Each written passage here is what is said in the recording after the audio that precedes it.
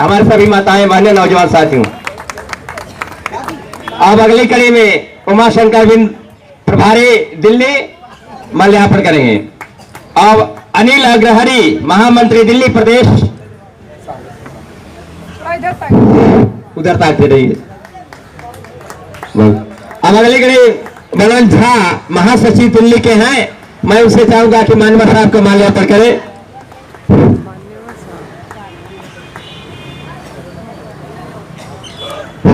आग्रह है कि झंडा उठा लीजिए। प्रगतिशील मानव समाज पार्टी, प्रगतिशील मानव समाज पार्टी, देश का नेता कैसा हो, देश का नेता कैसा हो, प्रेमचंद जी संघर्ष करो, प्रेमचंद जी संघर्ष करो, जो मानव हित में काम करेगा, जो मानव हित में काम करेगा, मानवता की क्या पहचान, मानवता की क्या पहचान,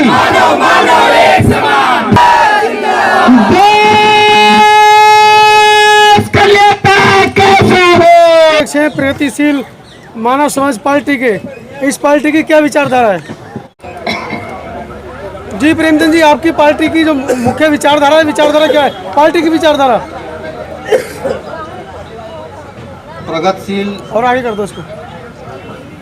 प्रगतिशील मानव समाज पार्टी जी का मुख्य लक्ष्य संपूर्ण भारत में समानता व मानवता लक्ष्य कायम नहीं करना है। विचारधारा, लक्ष्य नहीं विचारधारा।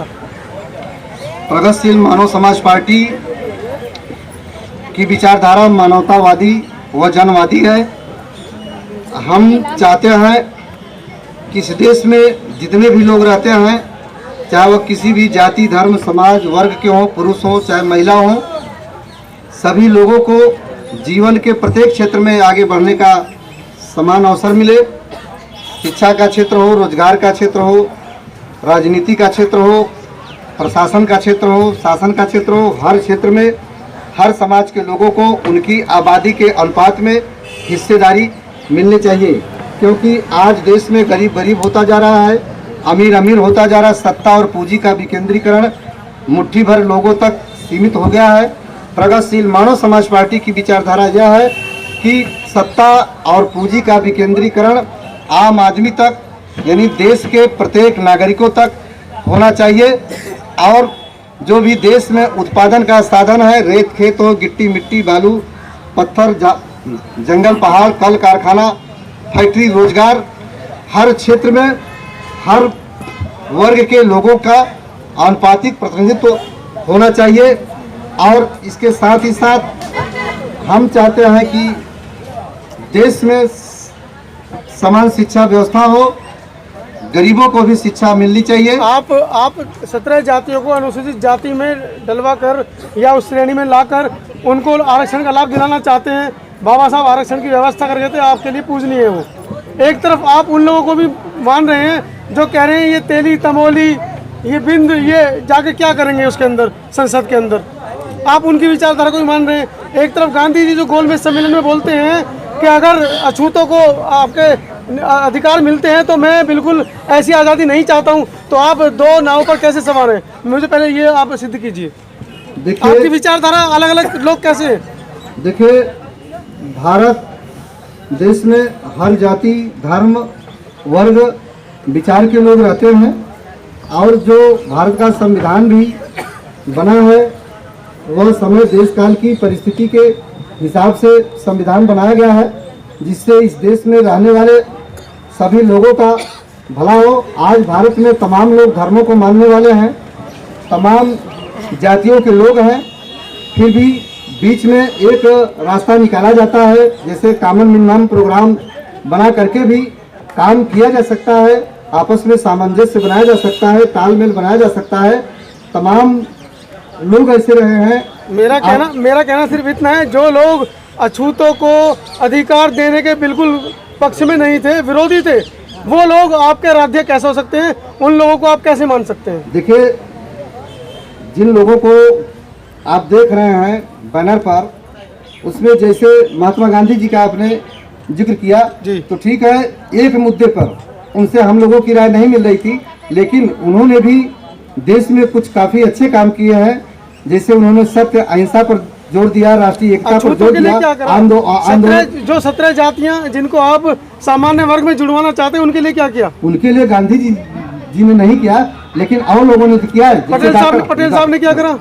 सरदार वल्लभ भाई पटेल ने इस देश में तमाम सामंती व्यवस्था का जो प्रतीक थी, रियासतें थी, उनको समाप्त करने का काम किया है। चलिए आप जो राष्ट्रपति को ज्ञापन देना है वो बताइए, क्या मांगे आपकी?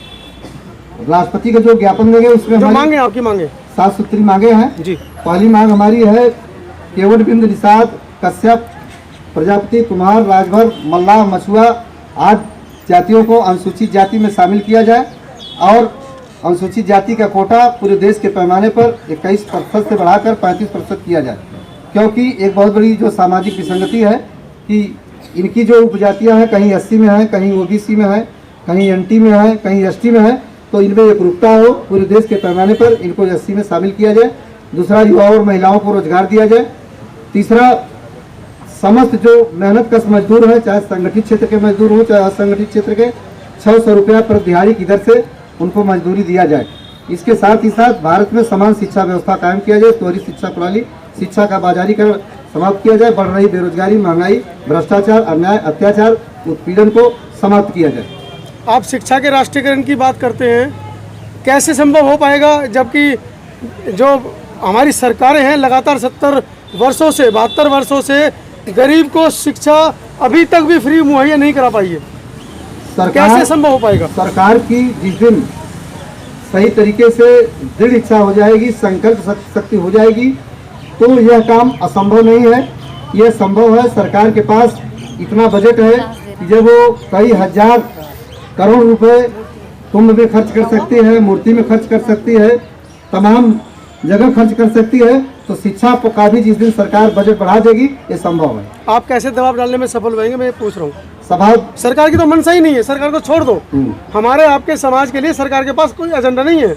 आज तक वीरांगना फूलन देवी को न्याय नहीं मिला है, उनके हत्यारे खुले घूम रहे हैं। और फूलन देवी जी की बहन मुन्नी देवी जी उनके साथ में चैनल पर आकर ये कहती है तो मेरा भाई है, इसने फूलन देवी को नहीं मारा है। आज तक उनको न्याय नहीं मिला, वो तो सांसद थी। हम और आप जैसे गरीब आदमियों को न्याय कैसे मिलेगा, मैं ये जानना चाह रहा हूँ। क्या रूपरेखा है आपकी? देखिए, वीरांगना फूलन देवी की बड़ी बहन रुक्मिणी देवी निषाद वो तमाम मंचों से, वो आने वाली थी आज, उन्होंने उनका ऐसा था कुछ? आज आने वाली नहीं। जी कोई बात। उन्होंने तमाम बार हत्याकांड की सीबीआई जांच की बात किया है, यहाँ पर भी आई हैं, कई बार आई हैं, तो ऐसी कोई बात नहीं है। आज तमाम अफवाहें भी फैला दी जाती हैं। तो देखिए, हम लोग अन्याय, अत्याचार, उत्पीड़न, शोषण के खिलाफ लड़ रहे हैं, लड़ेंगे। और जो आपने कहा कि कैसे हो सकता है, तो क्या नहीं हो सकता, ये धारा 370 खत्म हो सकती है, मंदिर पर फैसला आ सकता है, सवर्ण का आरक्षण हो सकता है। तो उनकी मंशा है ना, वो तो उनकी मंशा है भाई, आप कैसे दबाव में लाओगे उनको? लोकतंत्र में उनकी मंशा है, उन्होंने एक रात में नोट बंद कर दिए। देखिए, आज आप अपना काम कैसे करवा पाओगे? आज जो है किसी राजा रानी की सरकार नहीं है, देश में लोकतंत्र, प्रजातंत्र, जनतंत्र है, और जनता जिसको चाहेगी वही सरकार में रहेगा, वही सत्ता में रहेगा।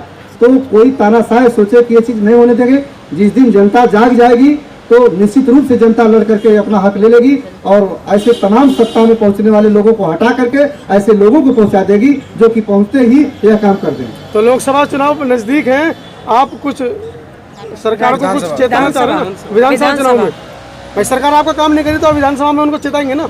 विधानसभा चुनाव में प्रगतिशील मानव समाज पार्टी मजबूती से लड़ेगी। दिल्ली में लड़ रही है? हाँ, लड़ेगी। कितनी सीटों पर?